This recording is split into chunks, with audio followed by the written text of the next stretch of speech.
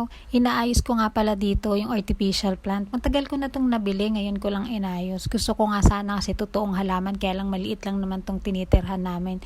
So hindi rin naman siya pwede. So kaya tsaga-tsaga muna tayo sa mga artificial plant. Kapag maayos naman, maganda naman siya tignan. Araw ng October ngayon, sana lahat tayo maging maayos ang araw na ito. Tuwing weekdays, ako na lang laging naiiwan sa bahay. Mag-isa, ganun pala talaga yun, no? Kapag lumalaki ang mga bata, ramdam na natin yung wala nang makulit sa mga ginagawa mo. Bilang isang nanay, masaya na nakakapagod sa dami ba naman nating ginagawa araw-araw. Pero alam niyo yun, yung pakiramdam ng isang halik lang ng mga anak natin, nakakawala talaga ng pagod, stress, at higit sa lahat yung bigat ng pakiramdam. Walis-walis lang ako ngayon, tamang ligpit lang at nakapaglaban naman ako kahapon.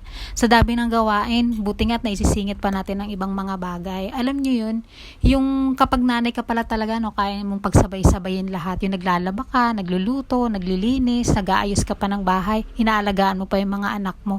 Pero minsan hindi nila nararamdaman, no? Hindi rin naman nila alam kung ano yung pagod natin bilang mga nanay.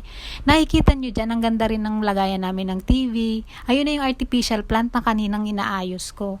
Maganda rin naman siya kapag maayos talaga yung pagkakagawa at pagkakalagay mo. Yan, tamang pagpag lang ako ng upuan.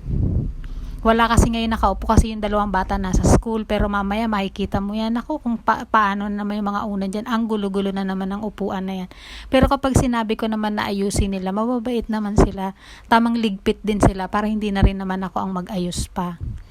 Ganyan lang kaliit ang bahay namin, makikita nyo.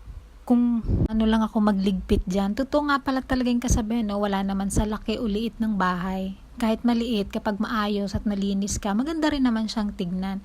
Sana nga dumating din yung araw, no? Yung magkaroon din naman kami ng sariling bahay, yung masasabi naming amin, na hindi mo na kailangan mangupahan.